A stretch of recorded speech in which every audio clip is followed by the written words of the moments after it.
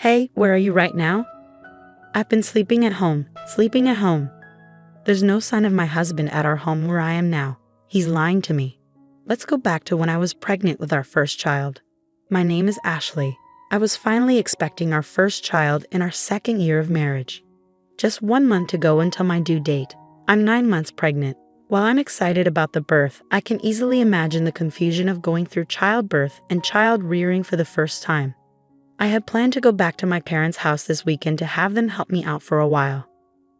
I mentioned the idea of going back home to my husband during the stable period of my pregnancy, but I thought he had probably forgotten, so I brought it up again today. While I was relaxing and watching TV, my husband casually mentioned, "Heading back to your parents? Oh yeah, you mentioned that. If you're going, just go. I can handle things here just fine without you." I was shocked by his dismissive tone, but I didn't want to argue, so I decided not to argue back. "Well, I'll be going back this weekend. Our baby is due next month, and I plan to stay there for a month or two after giving birth. So I'll probably be back in about 3 months. Please make sure the baby's room is clean and ready." Okay. I would have done it anyway. "Oh, and I can't see you off this weekend because I have to work." "Oh, all right." I had hoped he would at least come with me to the station, but that hope faded fast.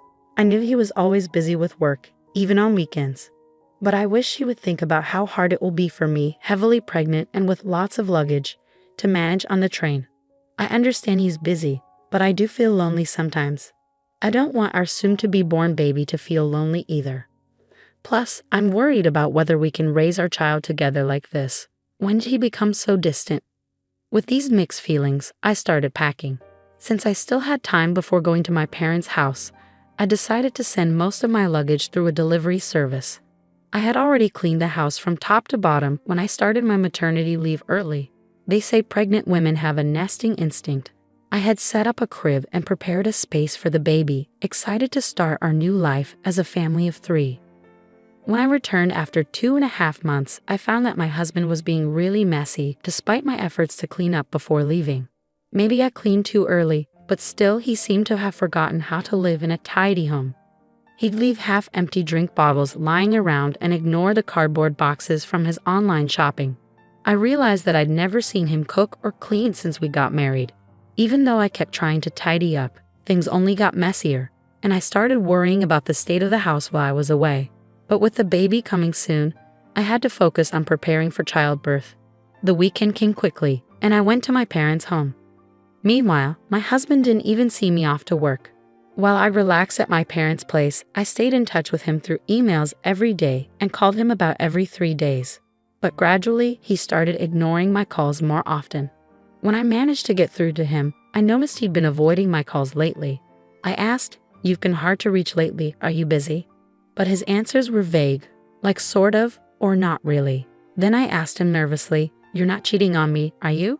I've heard some men do that when their wives are pregnant. He sounded annoyed and denied it, saying, "No, why would I do that?" It's frustrating to be accused. Feeling uneasy, I quickly apologized. Having these worries while carrying our precious baby wasn't good for my mental health. I needed to trust my husband, I decided. A few weeks later, I started having labor pains. As I prepared to go to the hospital, I called my husband. I felt embarrassed to show how much pain I was in, but I really wanted him there when our baby was born. I thought surely he'd be touched by the birth of our child. I'm in labor. It usually takes about half a day for the first baby to arrive, so if you leave now, you should make it in time. I really want you here when the baby is born. You can even cut the umbilical cord. When I asked him to come, my husband sighed in annoyance. "What? You want me to come by train right now?" "Sorry, I'm tired too, I can't. I have work tomorrow." I was shocked. "Are you still talking about work at a time like this? Our baby is being born. Isn't our child more important than work?" He snapped back, "Stop it. My job can't be replaced. This is a once-in-a-lifetime moment, I know. But my work is crucial. If I don't do it, it won't get done. Can't you understand? I have to go, I'm busy," and he hung up.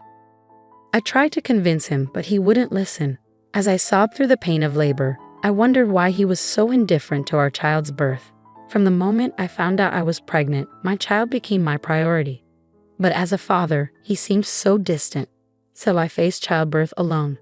The pain lasted a whole day, and the next day, a beautiful baby boy was born. The baby was so tiny, adorable, and dearly loved. After leaving the hospital, my parents doted on him, teaching me all sorts of things about taking care of him. Within a month, I had gotten pretty good at giving him baths. My parents worried about me though. "Are you sure you're okay with your husband? We can't help but worry about you when we leave." But not wanting to trouble them, I reassured them, saying, "I think I'll manage somehow. My health is improving faster than I thought. I might go back home next week," I told them. "Really, don't overdo it. Let us know if anything happens," they replied. People often say that recovering from childbirth is like recovering from a car accident, but thanks to hormones, I was in good spirits and my body was healing well. I was also getting the hang of taking care of the baby, so I decided to go back home a bit earlier than planned. While I stayed with my parents, my husband hardly reached out, and even when I sent him photos and videos of our son, he didn't seem interested. I figured maybe the feeling of being a parent really kicks in when you're actively involved in raising the baby, and perhaps he wouldn't feel like a father until he spent time with our son. That's what I hoped, at least. It kept me going. I decided to surprise my husband by having my parents drop me off at home. I didn't tell him I was coming, but he should have been home since it was his day off. I wondered how he'd react when he saw our baby for the first time. Would our baby like our home? After a few hours' drive, we got home. I held our son while my parents brought in our luggage and I unlocked the door. But when we walked in, the house was dark and silent. "We're back a bit earlier than expected, but we're home now." "Huh, no one's here. What's that smell?" As we stepped into the living room, a terrible odor hit us. When we turned on the light, we couldn't believe what we saw. The room was a mess, like a garbage dump. Dirty dishes and half-eaten food cluttered the sink. Clothes and trash were strewing all over. And there was even moldy juice sitting out, stinking up the place. The table was covered in stains and grime. The bathroom was also filthy, with black mold in the shower and sink, and the toilet was dirty and smelly. And worst of all, the crib we had prepared for our son was filled with unused cardboard boxes and trash bags. I had asked them to keep the house clean for our baby, but this was the opposite, and I was shocked. There's no way we can live in such a dirty house, and I'm especially upset about the crib being ruined. Seriously, what's going on here? There was no way we could raise a baby in a place like this. My parents were furious and searched for my husband, checking every room, but he was nowhere to be found. Where could he be on his day off? Was he working another weekend shift? But we couldn't even confirm if he had been working those shifts before. He wasn't paid extra for weekend work, and his company followed the regular work schedule. I had been suspicious of his disappearing acts on weekends. "Let's try calling him," I suggested. Unable to bear being in the messy room any longer, I ushered my confused parents outside and dialed my husband's number. But he didn't pick up. Finally, after the third attempt, he answered. "Hey, where are you?" I asked. "I'm at home," he replied. "Why?" "Just at home," he repeated. We had searched the entire house, but there was no sign of my husband. Could he possibly be buried under all this trash? But we couldn't sense anyone there, and his voice didn't sound like he had just woken up. Then I heard a woman's voice on the phone. I couldn't make out what she was saying, but it was definitely a woman's voice. That's when it hit me. He's cheating on me. I can't believe he'd do this while neglecting our child. The house was a disaster while we were away, and he was cheating on me. I was furious. A father like him isn't needed for our son. I'm done with a husband like this. If he prefers that other woman, then he can have her. How can you live in such a filthy and foul-smelling house? Oh, I understand. Maybe a burglar broke in. I need to call the police. What? But you're at your parents' house, right? What are you saying? Suddenly, my anger boiled over at my husband's evasiveness, and I raised my voice. You're the one lying about being at home, aren't you? Stop pretending. It's completely unacceptable to let the crib turn into a mess. I'm not returning to this house. We're getting a divorce. I ended the call abruptly and quickly reported to the police about the supposed burglary, intending to confront my husband. I instructed my parents and son to head back to my parents' house and waited for my husband in front of our home. The police arrived before my husband did. I welcomed them into the house as if they were guests, and soon after, I spotted my husband approaching, accompanied by another woman. As my husband came closer, his expression seemed to say, "This is bad." I confronted him, saying, "Hey, you weren't supposed to be back until next month." "But who is she?" The woman next to him glared at me, her arms crossed. "And who are you, for that matter?" she retorted. Despite encountering his mistress, I strangely felt calm. I decided to question the woman. It turned out my husband had been meeting her without revealing he was married. I was so disgusted with him that I didn't know how to react anymore. "Hey, at least let me explain," my husband pleaded, trying to grab my shoulder, but I slapped his hand away, not wanting him to touch me. "Don't touch me. It's disgusting. The police are checking the room right now. I hope you're embarrassed having them see the mess you've made. I'm leaving now. You can explain to the police. Goodbye." Leaving them stunned, I went back to my parents' house, ignoring the numerous calls from my husband. That night, I finally decided to respond. It seemed he had explained the situation to the police, and he returned home looking troubled. It must have been embarrassing for him to see the police struggling in the messy room, but he brought it upon himself. After being rejected by the woman he had been deceiving, all that was left for him was shame and a wrecked house. "Please, I'm sorry. Come back. I've been looking forward to seeing our son," he pleaded. If he truly felt sorry, he should have come to my parents' house at least. Thinking he could apologize over the phone and everything would be fine shows what kind of person he is.